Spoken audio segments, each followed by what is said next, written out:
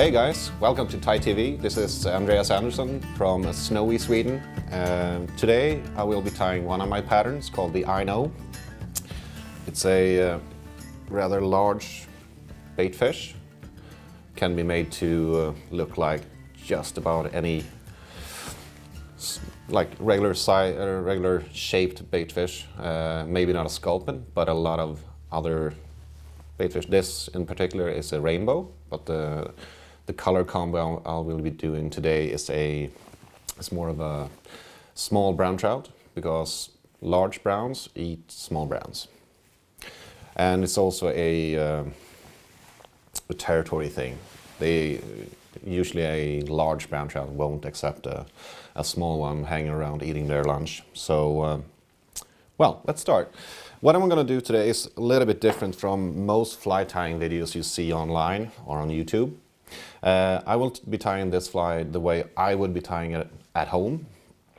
What I do is I prepare all the materials in advance before I start tying, to make sure I got everything, and also to make sure I got the right amount of each material. And this, especially when I do tie professionally and sell flies. So when I tie a lot of flies, I need to be able to make sure that every fly I tie, if it's one fly or 20, they all need to be the same. If a person has great fishing on a fly during the morning, for example, put it in a log and loose it. Next fly, it's going to be looking the same and behaving the same, swimming the same. So we need consistency. And I'm going to show you how I do it to help you to get more consistency in your tying. So, to start off this fly, we're going to be using some whiting, American hackle. This is a saddle. I'm going to be using yellow, and the fly size I'm going for today is just about maybe 6 inches. That's around 15 centimeters. And when I'm looking at a saddle like this, the feathers on top here will be for a smaller fly, maybe a 4-inch or a 10 centimeter. The middle part is what we're looking for today. I'm looking for a feather that's quite wide with some webbing. So I'm gonna try and select a couple here. Those two will be perfect. Make sure that you haven't lost a tip or anything on them. Something like that will be perfect. I'm gonna match those up later. So I'm just gonna put those aside. If I were tying a really big version, maybe an 8 or a 9-inch, but that would be for like a large tailwater fishery.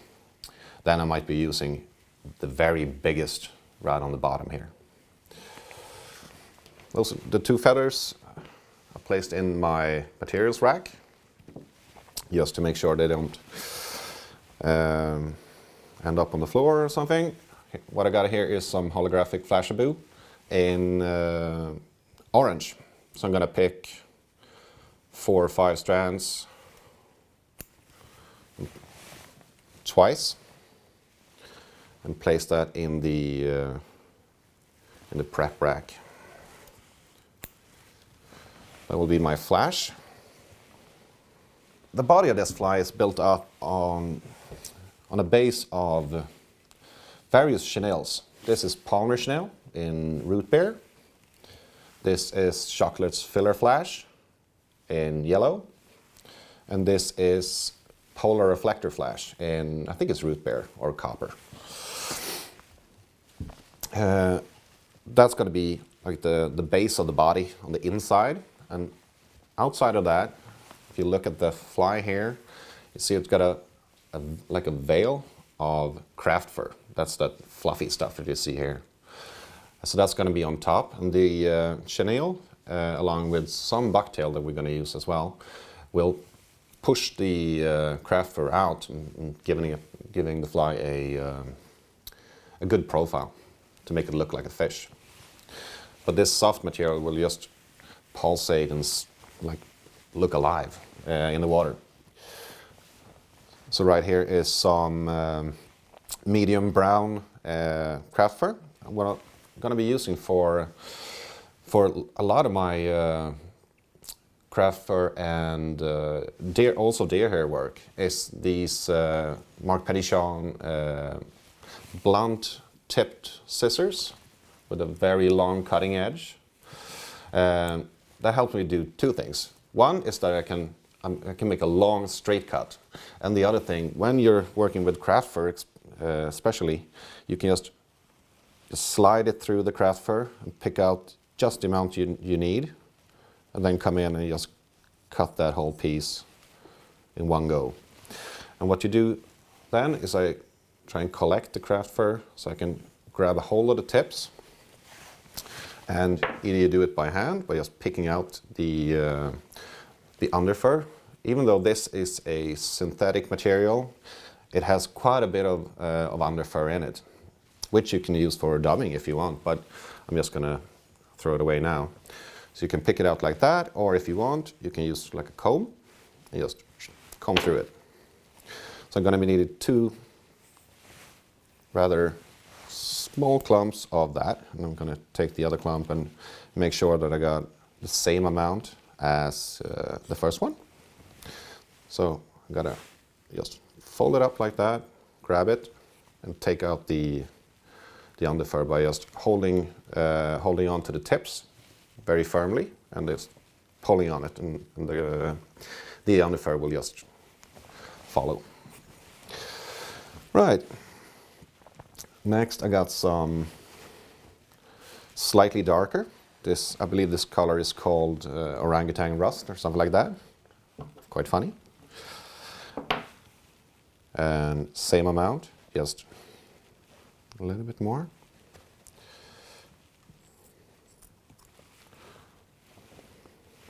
See, I've got some of the backing there, but I can just cut it out.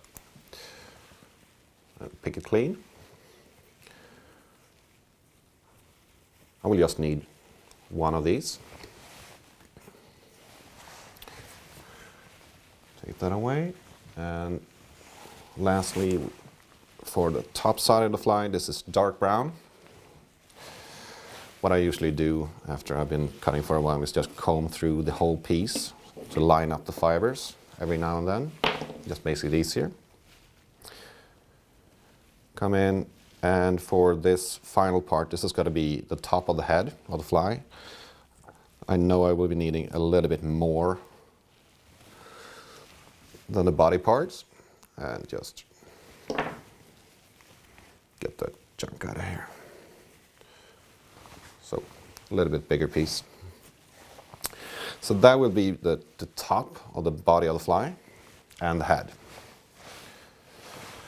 For the belly, I will use just regular yellow. Align the fibers first. Get that junk out of here. And three a little bit smaller clumps, definitely smaller than the head part. The first two will be somewhat skinny. You always want a little bit less material on the bottom of your fly, especially the big streamers. It will help with tracking, and I think it just looks better if you got a little bit more material on top. That's basically what I do on all my flies. Another one there. For the final piece, I'm going to be using that for the head. So to build a little bit of bulk up around the head, I will take out a clump that's a little bit bigger than the previous yellows, but a little bit less than the dark brown.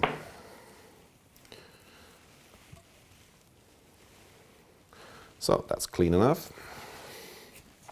So what I got here in the vise, won't be needing this scissor anymore. I'm just going to switch to a razor, short razor scissor.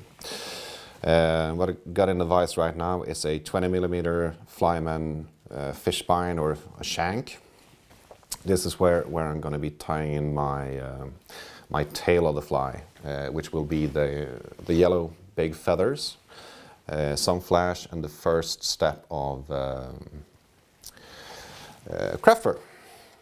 And I forgot, I'm actually going to be needing a second clump of the Orangutan Rust since I'm doing a shank tail. I actually vary this a little bit. Some days I want to have a shank tail on. It will kick in the water and just flutter around.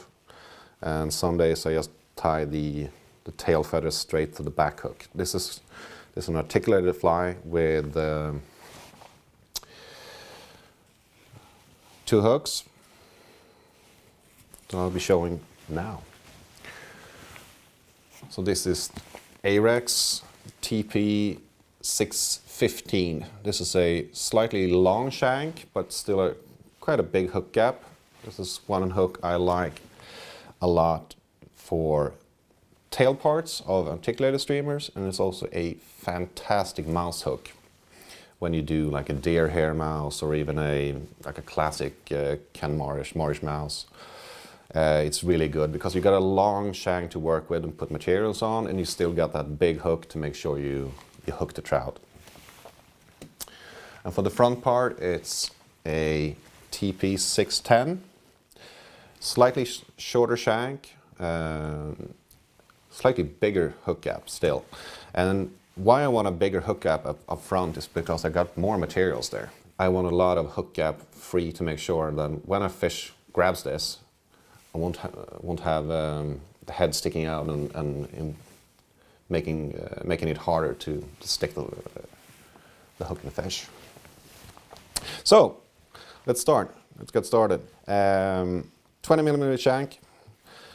I usually start somewhere in the back here and just fill it up a bit and go forward, covering the hook shank, and go all the way back again, just to create quite a thick thread base for the feathers to grip onto. And what I'm looking for right now is the curve. There's a natural curve to the feathers, and I will also try and match them up. What I do is just try and get them curving outwards like that. I like to tie them in that way, and then I can just slide my fingers like this to make sure I get the correct length on both of them so they line up just like that, like one piece. I'm going to leave this quite long. Switch grip to this side and just cut. Grab a hold here, grab a hold a little bit further back, and just get that chunk out of here. Collect at the front again. Then I like to just try and squeeze it together a little bit so I'm going to be tying in this part.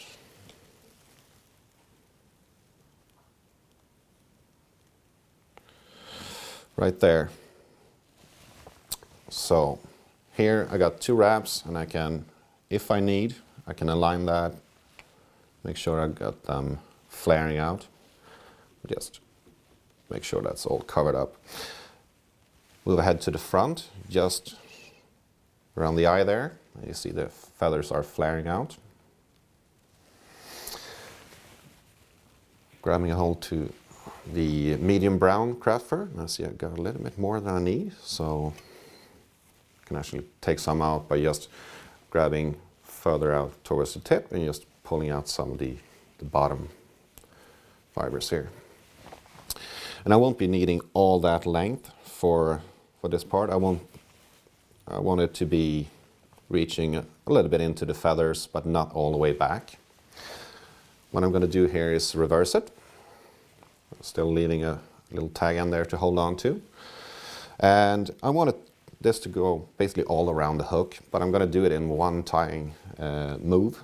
And I do it like this. I just put it on top, slightly diagonally, and I guess you could say slightly let go and let my fingers just slide on to the hook, the shank of this shank. Usually I'll say hook shank, but this is a shank. Anyways, dad joke. So now I got it all around the hook. What I do now is 2 loose wraps.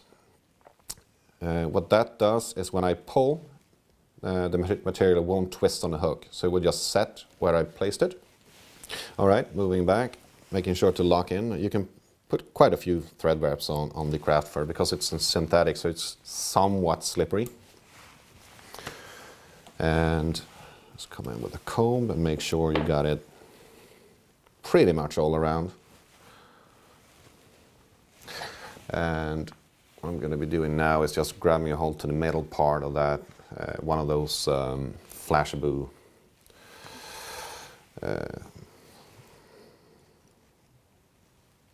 what I do here is just place the Flashabou on the thread between my thumb and forefinger, or index finger, and just let go, come around with my fingers like that. So I got it collected. Now I can place it wherever I want by just sliding it down and let's shorten that a bit. But I want it on top here. So now it's placed. I can put 3 or 4 wraps on top of that and walk all the way up to where the hook eye is. And if I were tying in a shorter feather, something like that, I would cut the Flashabou to match. But I think this looks pretty good. So I will have these yellow feathers fluttering in the back of the fly and a little bit of orange flashiness inside that. Then from here I will be reverse tying this or bring it backwards. You can do it either by hand like this or use some kind of tube like that. I actually very custom put a little, it's a straw on my scissors because I always tie in with scissors in my hand, so I can always just press it back like that and collect it with my fingers. 2 wraps to lock it, make sure it's all right. Yeah, looks good. Enough for me. And come in and do a whip finish there at the front.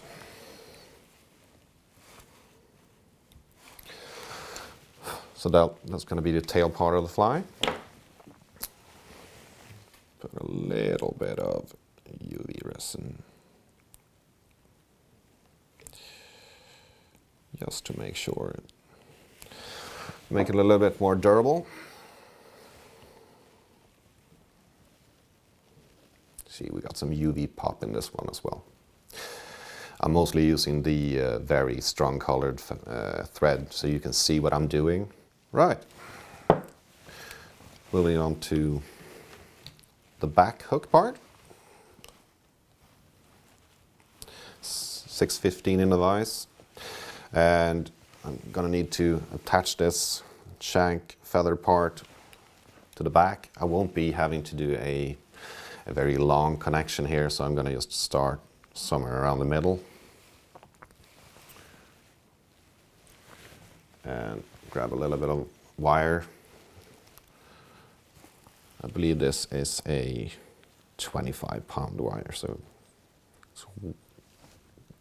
but you can even use mono just to attach this back part. Doesn't matter. Something like that. Stick it through, and 1, 2 wraps. Make sure you got it perfectly straight, and then I can just go back here and it's attached. And we'll just clean that up and walk all the way back here. From here, I will be grabbing a hold of a little bit better piece of that. This is the polymer chenille. And get the very tip of that. In a bunch, but it'll be fine.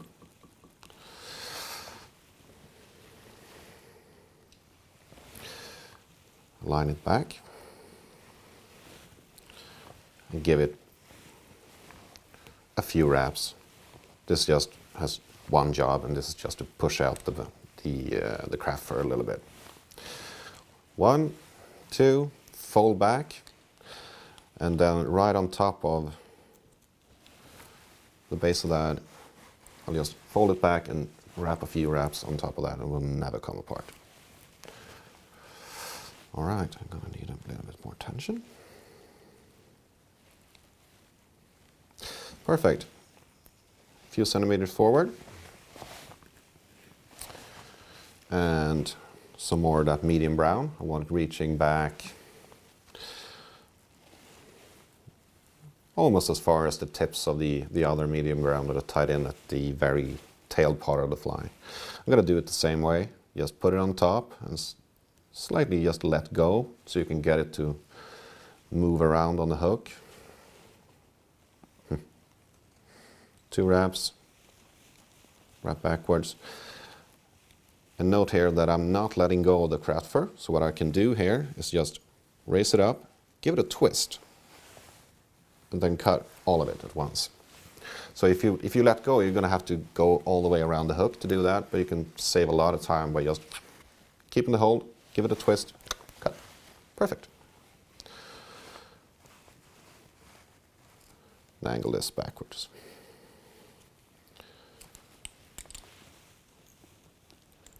Three wraps, jump forward, back to the polymer chenille.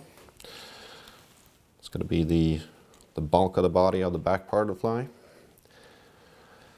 going to walk this thread all the way towards the hook eye. Don't have to be touching turns.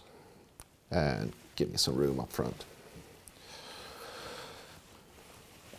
I'm going to wrap this and making sure that most of it is going backwards and out.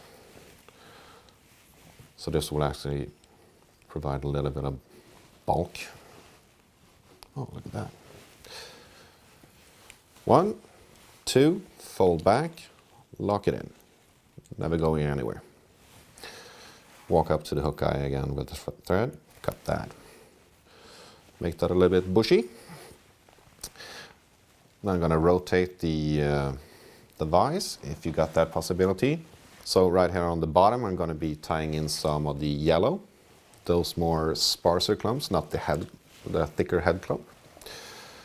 I'm going to be using most of the length of this because I want this to go along the body, and this is going to be the underside of this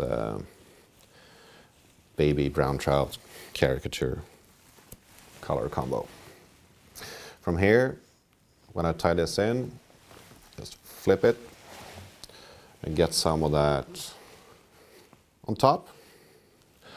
Just place it there, 2 loose wraps, and this is, as I said before, we'll make sure that the material won't twist on the hook, and wrap backwards a few times. You don't have to be like,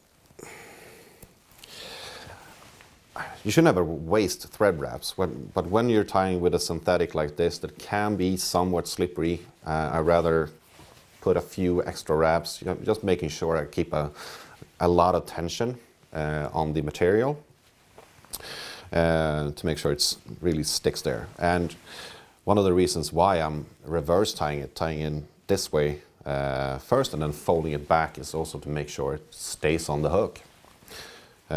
If I were to tie it backwards, I will get a little bit less profile, but it will also have the chance of being pulled out, especially when you're taking the hook out of a fish's mouth and maybe pulling with a plier or a forceps or whatever.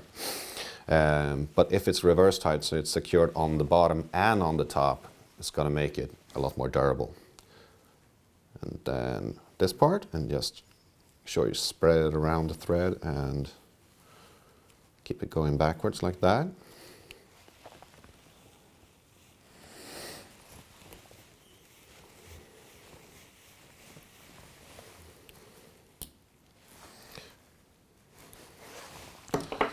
All right, just making sure that it looks all right and it's got an even spread. It does. If you got a lot of these fussy fibers flying around, you can just get some water. And so I'm gonna grab one of those. It's 610 for the front part of the fly. You can actually fish this back part. It's a pretty sweet fly. But I won't. Not today. TP610, this is a 1/0. Get this out. Pop that in the vise and start the thread just behind the hook eye. 3 or 4 turns will be enough to stick it on there. Get some more wire. And it's important that it's a plastic coated wire, because what we're basically doing is we're having the thread dig into the plastic coating of the wire as I'm wrapping backwards.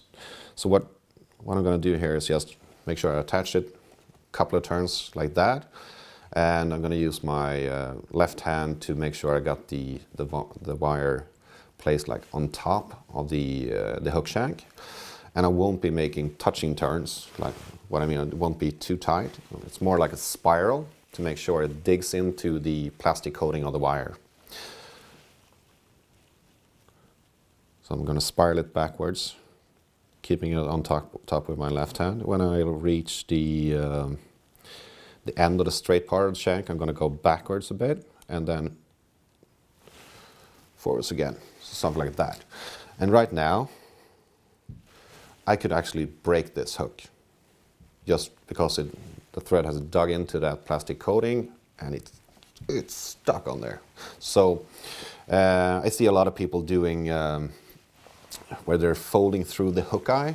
On this type of fly, I have never seen the real need to do that, so I won't do it. And as I said, I can easily break this hook just by this attachment.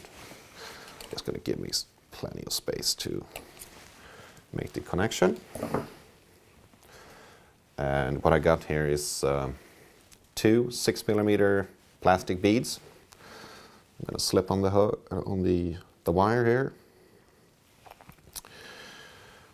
And the job these two guys have is to, first off, it allows me to get this back hook away from the front hook a little bit, but this will make the connection a little bit more rigid, and also you won't get the soft craft fur fibers stuck in the wire loop that we're creating here. So something like that. We got a loop, and then just go. You can just adjust it as you go, but wow. What you want to make sure here is that you get this connection straight. I want this top wire to be just on the side of the folded part here. It's going to be on the side of the first piece of the wire. Something like that's going to be good, I think. And it's straight, like that. And wrap a few times here, just to make sure it won't twist on you.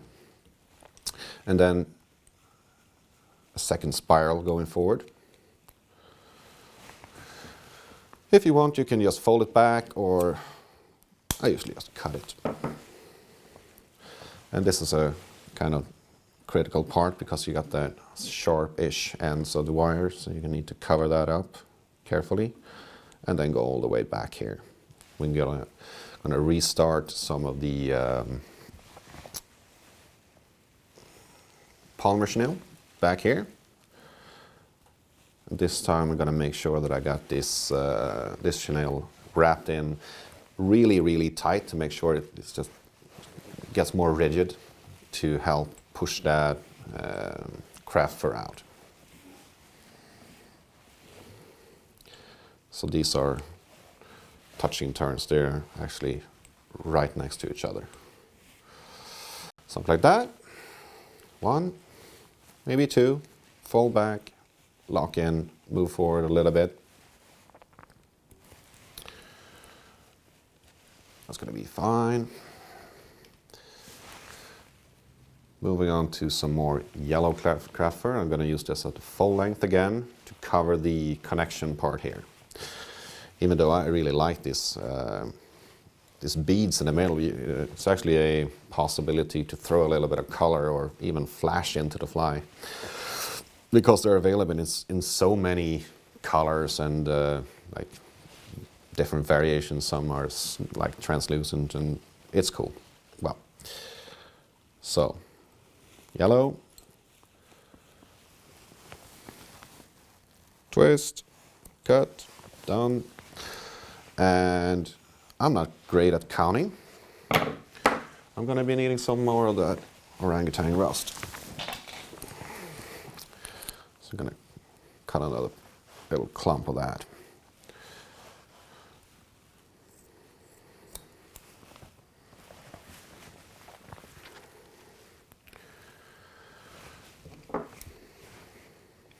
And when we're looking at materials and the way we're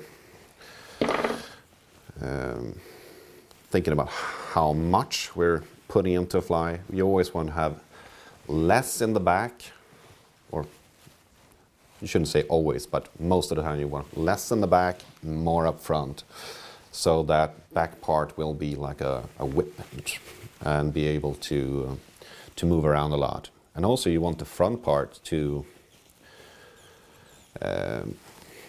be a little bit slower through the water or grab onto the water more. So that will help it get a good swimming action. And fold all this back.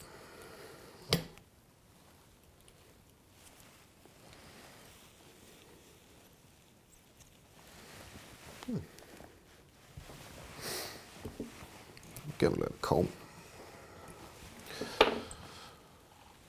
All right, something like that.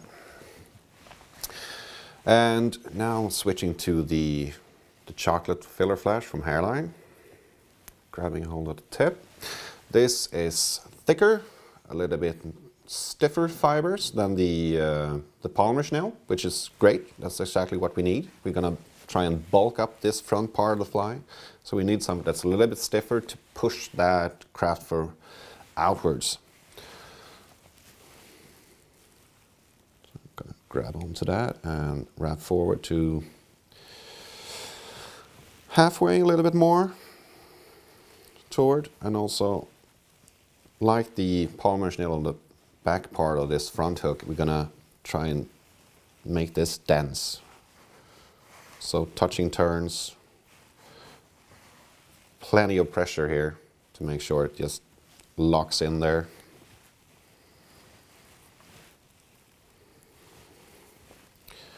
I think I can go forward a little bit more actually. And don't worry about the thread being in there, because the chenille will just bring it forward. See a lot of people just, where should I put the thread? But we'll just follow with the chenille, so don't worry about that. 1, keeping the tension on this hand as I do this. 2, still keeping the tension. Fold it back like that and lock it in with a couple of wraps. Come in, cut, done. All right, so that's a quite dense little thing there. You can come in with your scissors or a dubbing needle and make sure you got all of that juicy stuff working for you. Next up, I'm gonna grab an old piece of bucktail. I'm gonna make sure I get hair from the bottom part or the mid-bottom part of the bucktail. And what this is going to do is help push that bulk out a little bit further. When I'm actually going to be using that filler flash to push it outwards, so that you don't really have to do a reverse tie. You can if you want, if you really want to push out the profile of the fly. It's fine. But I won't be doing it now because I got plenty of push outward from this. Checking out where you got the tips. I wanted to reach almost like into the back hook, somewhere around there, the tips. You can leave it a little bit long. Grab a firm hold here and cut all of it. You got it kind of flat like that. And you got to tie it in almost the same way as I do with the craft fur. I want it to be on mostly the top part of the fly, but it doesn't matter if it gets a little bit on the bottom as well. So place it on top, 1 loose wrap, 2 loose wraps, and then just give it a little bit of a push here. And you see it flares nicely when you take the bucktail from the bottom part, because it's hollow-ish fibers in the bottom part there. Fold this back and make sure to just lock that stuff in. Walk all the way forward towards the hook eye. And back again up onto the bucktail. So we got a nice flare there, mostly on top. That's fine, perfect. And this is very much an optional step. And if you want to put like gills or something else fancy in your fly, you can do it right here. I'm going to be using this polar reflector flash in some kind of copper root berry color. Just a few wraps, because this is just like salt and pepper.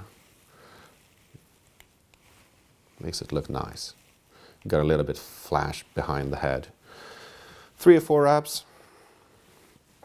So this is going to be shining through the head when I do it.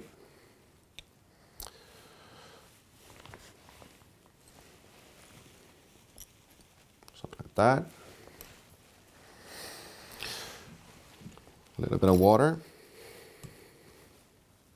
And if you want, you can also use like some of these little hair clips. I use these a lot. From here, this is stable.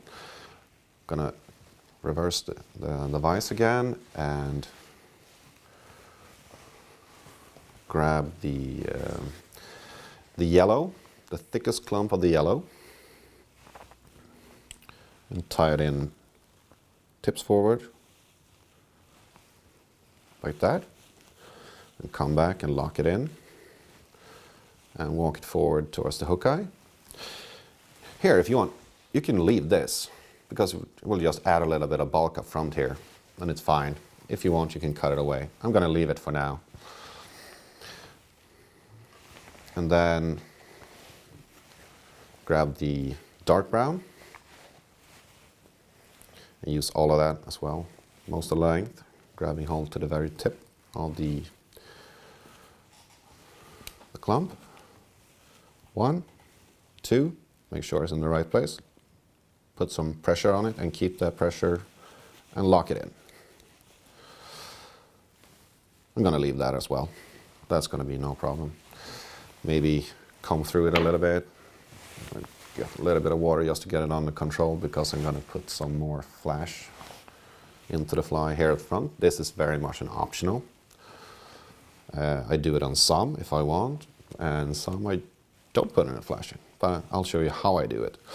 So I folded it over just the way I did on the tail part, and I usually just go in there and spread it so much you get it like all over the top hemisphere of the fly. Walk forward toward the hook eye, and from here you can just, it's quite a tricky whip finish, but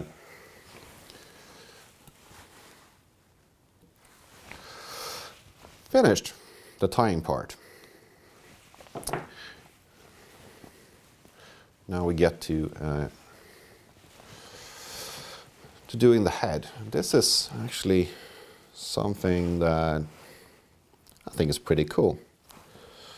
It's a head style I figured out a few years ago, and I should actually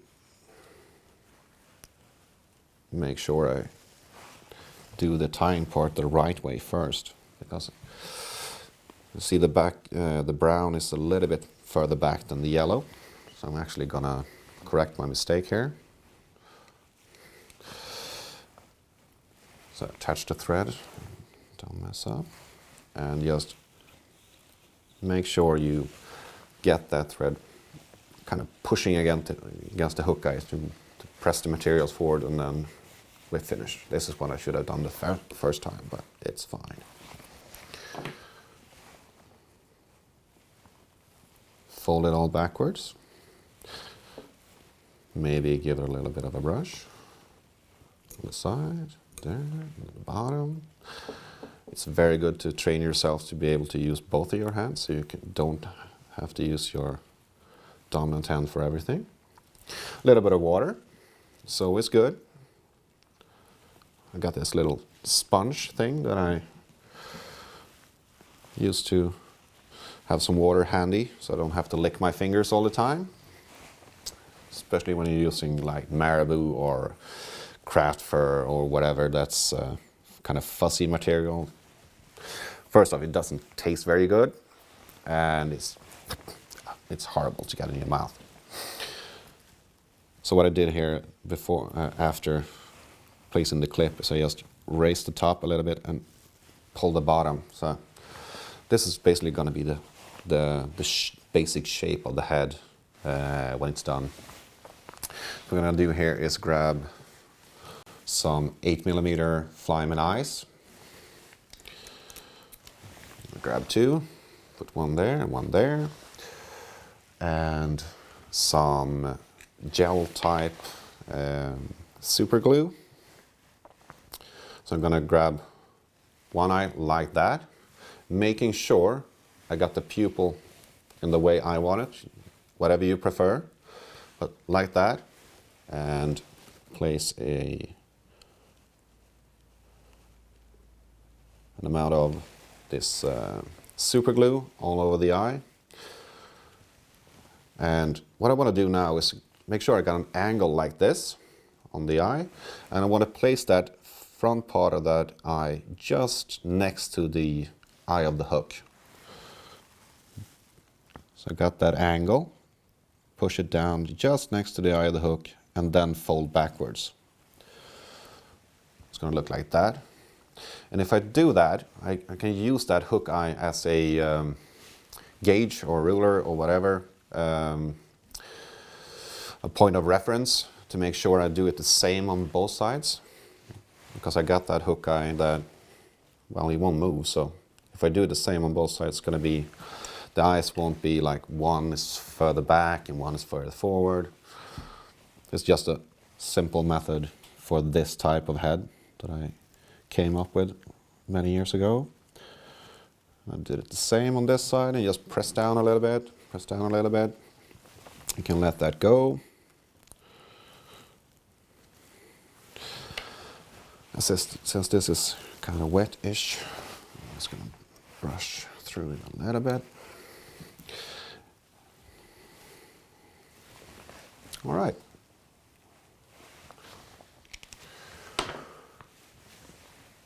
Flip, make sure I got the bottom. Place a very small amount of UV resin right here, and here comes the trick that's going to make this fly look pretty good. I'll place a little amount of UV resin there and make sure you got, this is one of those great things about UV resins, it's just you got so much time. You can make corrections if you've got like one fiber out of place. I'm a little bit of a perfectionist, and that is fine because you got all the time in the world before you actually set that resin. You do it using this light. When you shine a light on that, it goes hard and it's stuck there now. Perfect. So what I'm doing with the UV resin part of this is just sticking it to whatever profile I want. And that's what you can do. That's what you can do as well. If you want to fly that's a little bit higher in profile, that's fine. Just make sure that when you shine the light, hold it on a higher angle. For example, I tie smaller versions of these that might be made to look like a slimmer baitfish. What I will do then is just pull and make sure it's closer to the hook shank, something like that, and then just lock it in that way. So you can do it like slim, medium, high profile. This is a type of head I put a lot of my pike flies, and in the fall in Sweden, the pike eat bream. So I might want a very high, this is a very high-sided fish, high-profile fish. So I can just adjust to fit whatever I want my fly to imitate. Get that thing.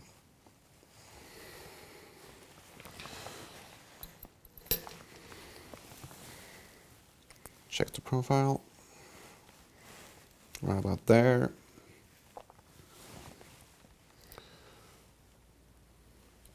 See, you got that nice fluorescent yellow in the middle. That maybe matters. I like it. So from here, when we have set those angles, we can just come in with a little bit more UV resin. And what I will use here is either a rather thin version, just around the eyes, and on the top a little bit, and quite a bit on the bottom. Either a thin version, or if you got it handy, a flexible version, because that's gonna help, since it's flexing, it will be more durable, which is great. I just like working with these thin ones because it gives me so much control. So I'm using the dummy needle here to just set that angle slightly backwards. Just, if I'll show you this way, I'm kind of just brushing it slightly backwards like that. So we got a very clean looking head. And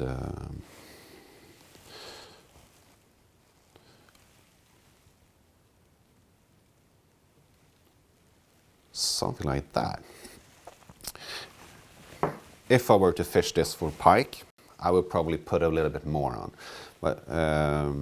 But what I usually use this fly for is actually brown trout. Hopefully very large brown trout. It would develop mostly for fishing rivers, but I'm come to use it a lot in the archipelago, in lakes. And the way I fish it then is just like a baitfish fly, but often using a little bit stiffer rod, and maybe giving like a jerk strip, where you move the fly with the rod tip and then collect the line with your hand and then start again, just to get it darting around and moving. You see we got these two connections, both here and at the back. So we got a lot of stuff going on and moving around. And if you were to fish this in a current, you will have this a little bit thicker head, will be pushed around by the current. So when it swims through, often I'm going to be fishing cross stream. So you got the current pushing on the side of the head, making it, with each strip, you caught a lot of very big fish on this fly. So yeah, that's just about it. And this is probably almost 7 inches, maybe 8. So this is a big brown trout fly, but especially during spring, high water situations, it's often a very good idea to get a big target. If I were fishing low clear water, well, mostly if we're talking about a river, it would probably be something a lot smaller, lighter. This is the same fly without the feathers in the back, and this is tied just on 2 hooks. So you can adjust it. And this is a fly this is actually straight from my sea trout box. So I use this in the Stockholm archipelago, for example, and other places. And this, when the sea trout season is done, somewhere in the spring, and I'm gonna start fishing the rivers, this just moves over and goes from being maybe a herring imitation to becoming like a grayling or a whitefish or something like that. So you can just adjust to whatever you need. You can tie it even smaller than this, but I've tied it all the way up to maybe a 10, 12 inch, 25, 30 centimeter fly if you're going after big pike. When you do that, I would suggest you maybe put a little bit more bucktail, and since it's going to be on a bigger hook, you will have room for it. Another key point, if you were to use this in rivers, here I used a 1/0 Ahrex TP610 hook with a big gap, so I will have no problem hooking the fly into the fish, hooking the fish. But if you were to fish this in high flows, I might bump up the size to a 2-aught or even a 3-euro, or at the very extreme a 4-aught, but then becomes more like a pike fly. But don't be afraid to use a big front hook, because this will aid in tracking of the fly. When the fly gets pushed around by the current, you want it to return to its correct tracking or vertical plane. So if you put a bigger hook on, you get a little bit more stability. If you put a smaller hook on, you get a little bit more action. So it's always kind of a balance. I usually tie these on 1-aughts or 2-aughts, but you can vary that and get variations in how the fly actually behaves. All right, that's just about it. This is my Aino, A-I-N-O, but you say it like I know. So if you want to win this fly, make sure to leave a comment why you should win this fly, and be creative. Thank you.